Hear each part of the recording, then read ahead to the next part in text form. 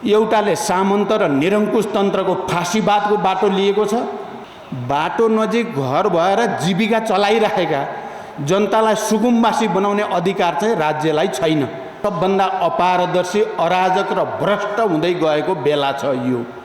मूल्य, मान्यता, लोकतन्त्रका या आन्दोलनका उपलब्धिले स्थापित गरेका मुद्दाहरू या शहीदहरूले बगाएको रगत, त्यो सबैको अपमान गर्ने र फेरि समाजलाई निरङ्कुश तन्त्रतिर लैजाने। अझ भन्ने हो भने समाज हामी जहाँ आइपुगेका छौँ यो अब जाने निरङ्कुश तन्त्र भनेको फाँसीवादतिर जाने हो। विभिन्न संवैधानिक निकायका प्रमुखहरूको बिचमा सेटिङ हुने, नियमले काम नगर्ने, संविधानले काम नगर्ने, मूल्यले काम नगर्ने, मान्यताले काम नगर्ने।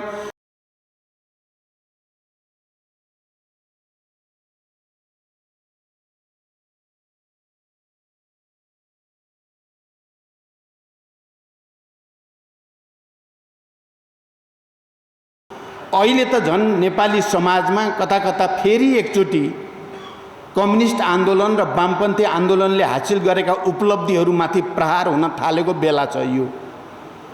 जातीय, भाषिक र सबै वर्गीय उन्मुक्तितिर अगाडि बढेको लामो सङ्घर्षबाट प्राप्त भएका उपलब्धिहरूमाथि प्रहार हुन लागेको अवस्था छ। राज्य जो सबभन्दा बढी सुशासन र पारदर्शिताको प्रतीक हुनुपर्ने हो, दुर्भाग्यपूर्ण ढङ्गले मैले भन्नुपर्छ, तपाईँ हामी सबैले महसुस गरेका छौँ, सबभन्दा अपारदर्शी, अराजक र भ्रष्ट हुँदै गएको बेला छ यो।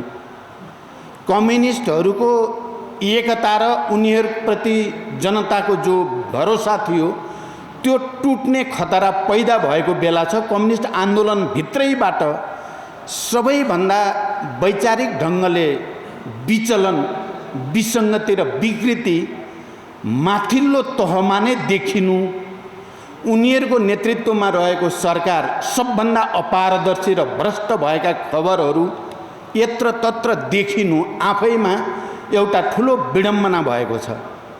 र अहिले सङ्घीय लोकतान्त्रिक गणतन्त्रसम्म आइपुगेको नेपाली समाजलाई जे भए पनि उत्पीडित वर्ग, उत्पीडित जाति, उत्पीडित भाषा, समुदाय, चाहे त्यो मधेसको होस् चाहे त्यो पहाडको होस्, सबैले एउटा समावेशी लोकतन्त्रको युगमा, एउटा समानुपातिकताको प्रक्रियाको सुरुवातको नयाँ युगमा प्रवेश गराएको संविधानलाई मिच्ने र फेरि एकचोटि निरङ्कुशतातिर, फेरि एकचोटि एकात्मकतातिर, फेरि एकचोटि वर्गीय जातीय विभेद र अपमानतिर जान खोजेको बेला छ यो।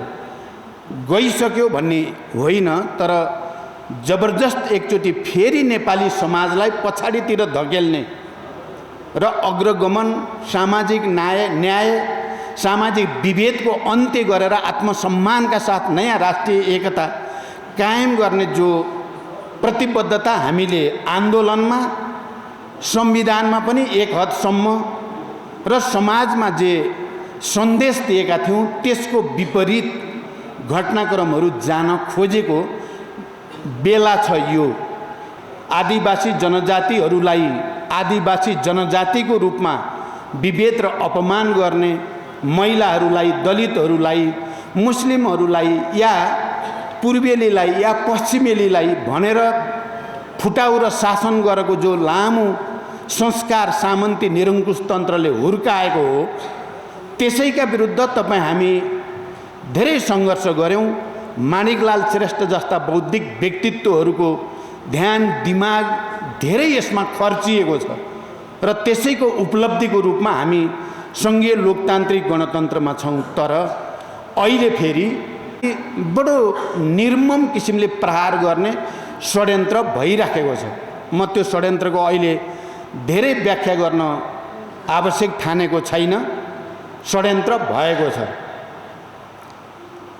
मूल्य, मान्यता, लोकतन्त्रका या आन्दोलनका उपलब्धिले स्थापित गरेका मुद्दाहरू या शहीदहरूले बगाएको रगत, त्यो सबैको अपमान गर्ने र फेरि समाजलाई निरङ्कुश तन्त्रतिर लैजाने। अझ भन्ने हो भने समाज हामी जहाँ आइपुगेका छौँ यो अब जाने निरङ्कुश तन्त्र भनेको फाँसीवादतिर जाने हो, चरम फाँसीवादी निरङ्कुशता, त्यतातिर जाने खतरा छ।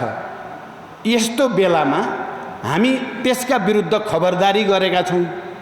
तपाईँ हामीलाई थाहा छ गएको पुस 5 गते संसद विघटन गर्ने कुनै अधिकार नै नभएको, संविधानमा व्यवस्था नै नभएको कुरा सरकारको तर्फबाट गरियो। हामी त्यसका विरुद्ध सडकमा गयौँ। सिङ्गै नेपाली समाज उद्वेलित भयो, आन्दोलित भयो, त्यसको विरोधमा गयो र अन्ततः संसद त पुनर्स्थापना भयो। तर फेरि त्यो प्रतिगमनकारी षड्यन्त्रको अन्त्य भएको छैन। अहिले तपाईँ हामीले सुन्ने गरेको शब्द एउटा छ, अलि बढी नै सुन्ने गरेका छौँ, सेटिङ। देशभित्रका बाहिरका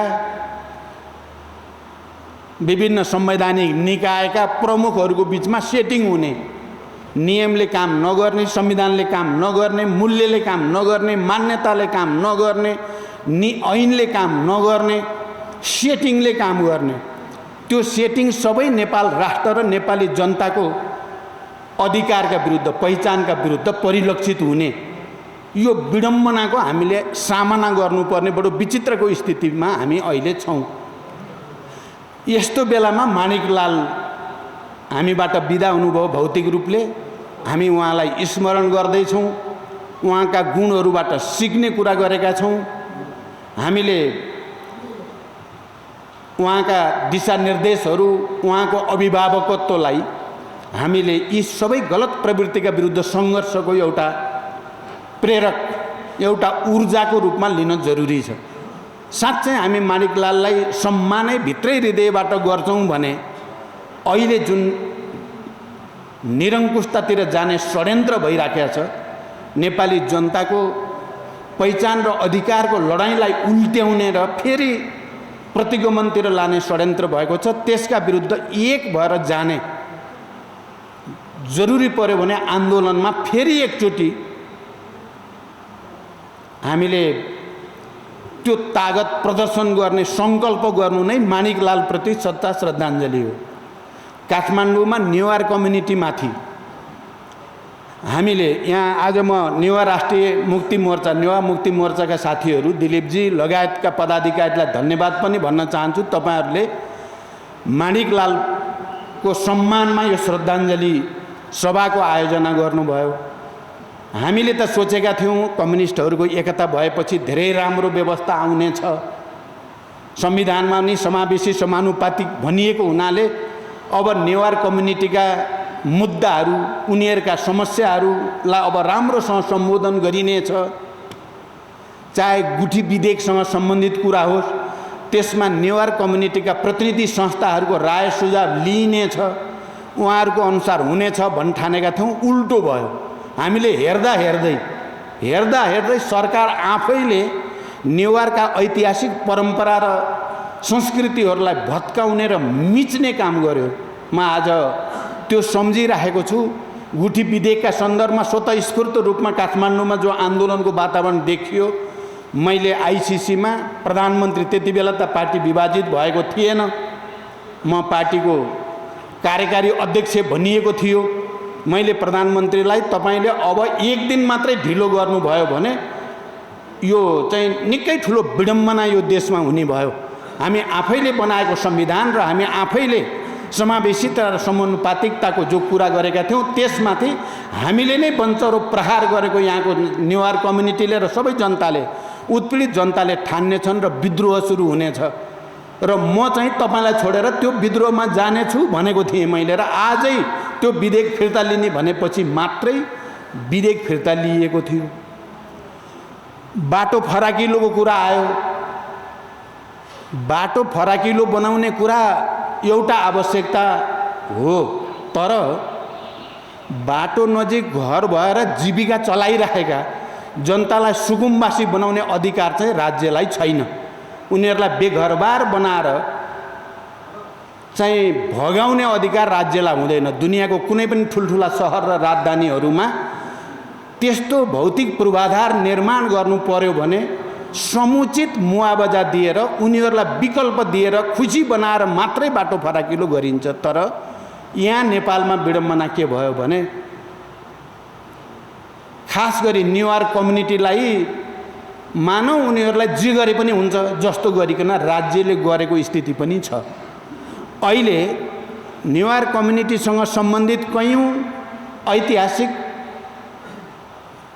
सांस्कृतिक वैभवहरू संरचनाहरूलाई विकासको नाममा सजिलै मिचिदिने वा जनताले चाहिँ भोगिरहेका कुराहरूलाई सजिलै त्यसमाथि प्रहार गर्ने प्रवृत्ति बढ्दो छ।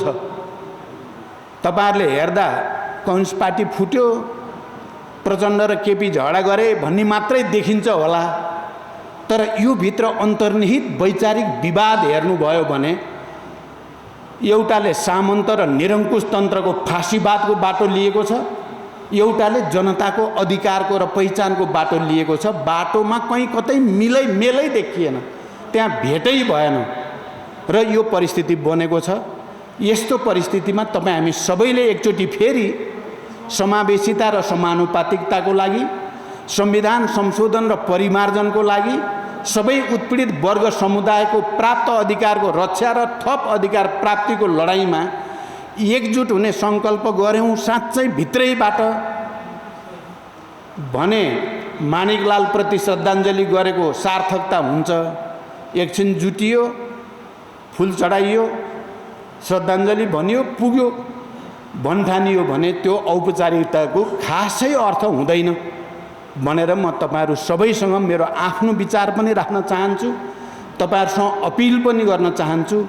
यो प्रतिगमनतिरको यात्रा जो सरकारबाटै सुरु गरिएको छ त्यसलाई रोक्नको लागि संकल्प गरौँ। यही नै माणिकलाल प्रति सच्चा श्रद्धाञ्जली हुन्छ भन्दै म बिदा हुन्छु। धन्यवाद।